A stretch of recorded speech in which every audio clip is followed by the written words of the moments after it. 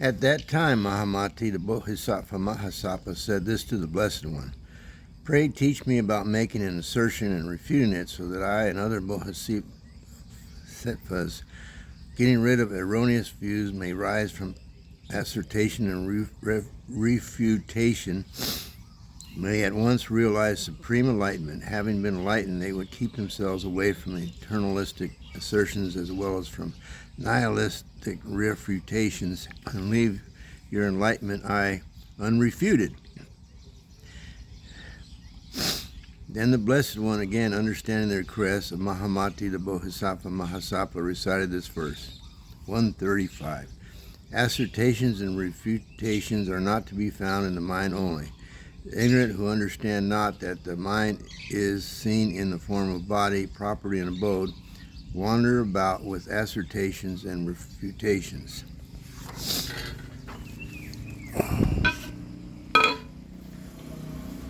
At that moment, the Blessed One said this to elucidate the meaning of this verse: "Mahamati, there are 4 forms of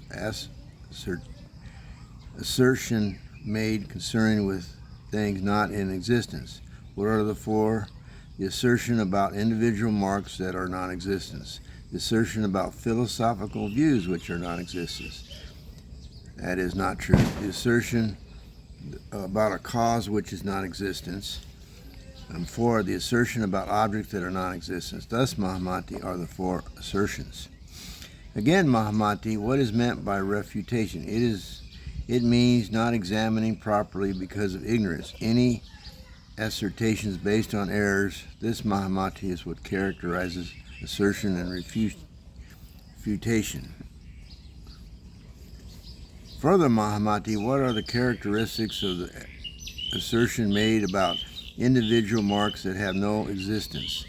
It concerns the mark of individuality and generality in the sattkas, dhākas, and ayatanas, which do not really exist, but taking them for realities and getting attached to them. A man may affirm that they are just so and not otherwise.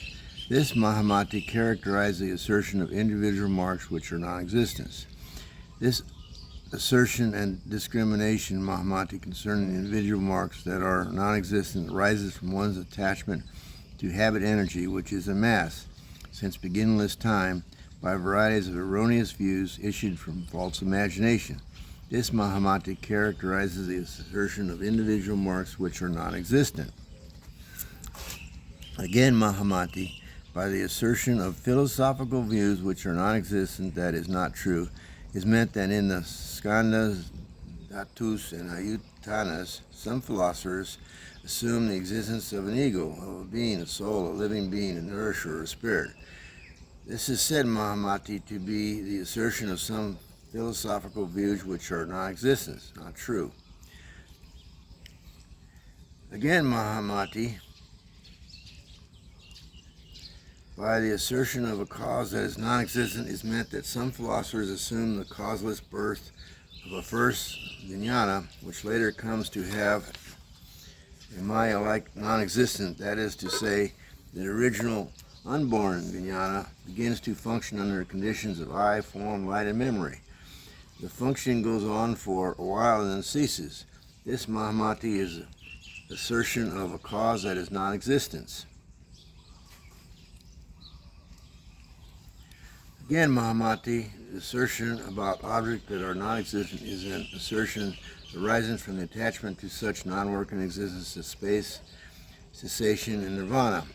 These, Mahamati, are neither existence nor non-existence, for all things are devoid of the eternals of being and non-being, and are to be known, Mahamati, as the horns of a hare or a horse or a camel, or like a hairnut. They are discriminated as realities by the ignorant who are addicted to assertions and refutation, as their own intelligence has not penetrated into the truth that there is nothing but what is seen of mind itself. It is otherwise with the wise. This, Mahamati, is a characteristic point of assertion about objects which are non-existent. For this reason, Mahamati, one should avoid the views based on assertion and refutation. Okay, Roman numeral 26, page 64 of the Lankavatara Sutra. Further, Mahamati, the Bodhisattvas who are thoroughly acquainted with the nature of Citta, Manas, and Manovijnana, of the five dharmas and of the three svabhavas, and for the twofold egolessness, will assume various personalities for the sake of benefiting others, just like the imagination that evolves from the seed of relatively knowledge, and again like the mysterious gem that reflects varieties of colors. When over all the Buddha lands and assemblages, the Bodhisattvas will listen to the Buddhas discourse on the nature of things which are like a vision, a dream, an illusion, a reflection, and a lunar vision in water, and which have nothing to do with birth and death, eternality and extinction.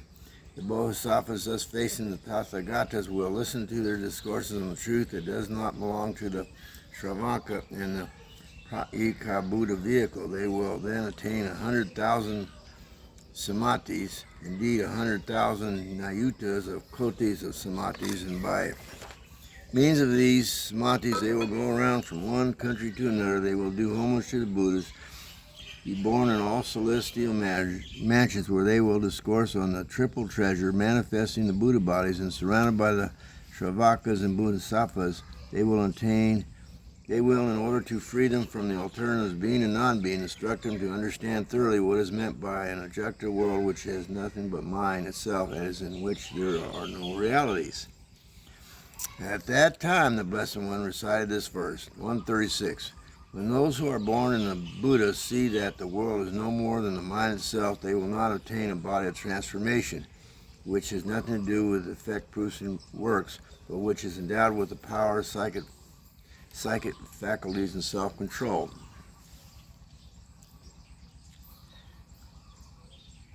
Roman numeral 27. At that time, again, Mahamati, the Bodhisattva Mahasattva, made a request of the Blessed One. Tell me, Blessed One, how all things are empty, unborn, non-dual, and have no self-nature, so that I and other Bodhisattva Mahasattvas might be awakened in the teaching of emptiness, no birth, non-duality, and the absence of self-nature, and quitting the discrimination of being and non-being, quickly realize the highest enlightenment. Then Blessed One said this to the Mahamati and the Bodhisattva Mahasattva. Now, Mahamati, listen well and reflect well upon what I tell you. Replied Mahamati Mahasattva, I will indeed, Blessed One. The Blessed One said, emptiness, emptiness, indeed, Mahamati. It is a term whose self-nature is false imagination. Because of one's attachment to false imagination, Mahamati, we will have to talk of emptiness, no birth, and non-duality, and the absence of self-nature. In short, then, Mahamati, there are 7 kinds of emptiness. The emptiness of individual marks, Lashana. The emptiness of self-nature, Bhava Sabhava. The emptiness of no work, Aprakarita. The emptiness of work, Parakararita. The emptiness of all things in the sense that they are unpredictable, Narabilapaya. The emptiness in its highest sense of ultimate reality, realizable only by noble wisdom, and the emptiness of mutuality, Itaritara, which is the 7th. Mahamati, when then it is the emptiness of individual marks. It is said that all things, having no such distinguishing marks of individuality and generality, in consideration of mutuality and accumulation, things are thought to be realities. But when they are further investigated and analyzed, Mahamati, they are non-existent and are not predictable with individual and generalities, because thus no ideas as self, other, and both hold good, Mahamati. The individual marks no longer obtain. So it is said that all things are empty as to their self-marks.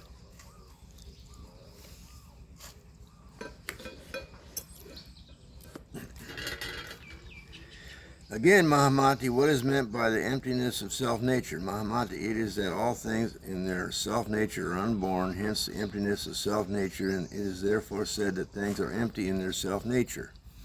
Again, Mahamati, what is meant by the emptiness of no work? It is that the skandhas are nirvana itself, and there is no work doing in them from the beginning. Therefore, one speaks of the emptiness of no work.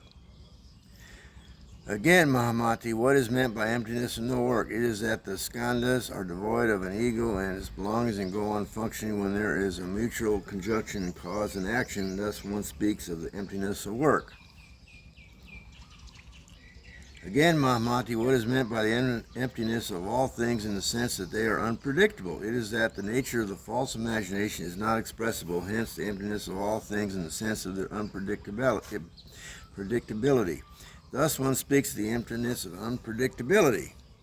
Again, Mahamati, what is meant by the emptiness in the highest sense of ultimate reality realizable by noble wisdom? It is that the attainment of an inner realization by means of noble wisdom. There is no trace of habit energy generated by all the erroneous conceptions of the beginningless past. Thus one speaks of the highest emptiness of ultimate reality realizable by noble wisdom. Again, Mahamati, what is meant by the emptiness of mutual non-existence? It is this. When a thing is missing here, one speaks of its being empty here.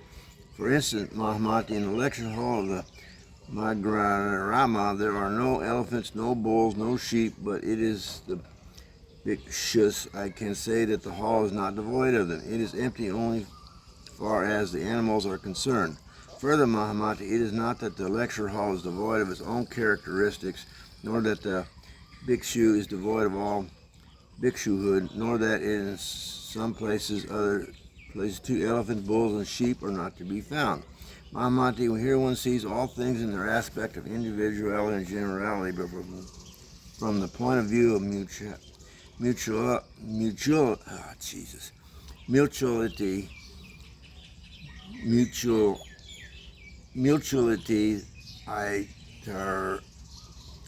itaritara, some things do not exist somewhere. Thus one speaks of the emptiness of mutual non-existence. These, Mahamati, are the 7 kinds of emptiness of which mutuality ranks the lowest of all and is to be put away from you.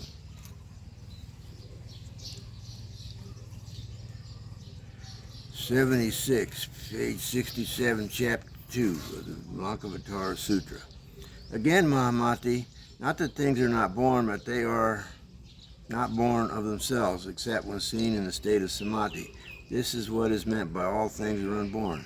To have no self-nature is, according to the deeper sense of the unborn, to be unborn, Mahamati.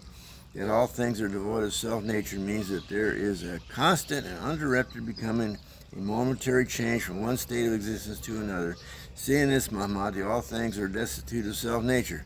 So one speaks of all things having no self-nature. Again, Mahamati, what is meant by non-duality? It means that the light and shade and long and short, black and white are relative terms, Mahamati, and not independent of each other. As nirvana and samsara are, all things are not two. There is no nirvana except where there is samsara. There is no samsara except where there is nirvana. For the condition of existence is not of mutually exclusive character. Therefore, it is said that all things are non-duals, as are nirvana and samsara. For this reason, Mahamati, you should discipline yourself in the realization of emptiness, no birth, and non-duality, and so no self-nature. Then at that time the Blessed One recited this couplet of verses. 137. I will always preach emptiness, which is beyond internalism and nihilism. Samsara is like a dream and a vision, and karma vanishes not. 138. Space, nirvana, and the 2 forms of cessation, thus the 77. The ignorant discriminate the things which are not effect-producing, but the wise stand above being and non-being. At that time again the Blessed One said this to the Mahamatis, the Bodhisattva Mahasapa. This teaching of emptiness, no birth, non-duality, and no self-nature is found in all the sutras of all the Buddhas, and this doctrine is recognized in every one of them. However, Mahamati, the sutras are teaching in conformity with the dispositions of all beings and deviate from the real sense and not the truth-preserving statement. Mahamati, it is like unto the mirage which entices the deer with its treacherous springs. The springs are not there, but the deer are attached, imagining them to be real. So, with the teaching disclosed in all the sutras, they are for all beings for the gratification of their own discriminating minds. They are not the truth-preserving statements meant for noble wisdom to grasp. For this reason, Mahamati, to be in conformity with the sense and be not engrossed in the word teaching. Oh, man. That's about all I can handle for today. See you guys tomorrow.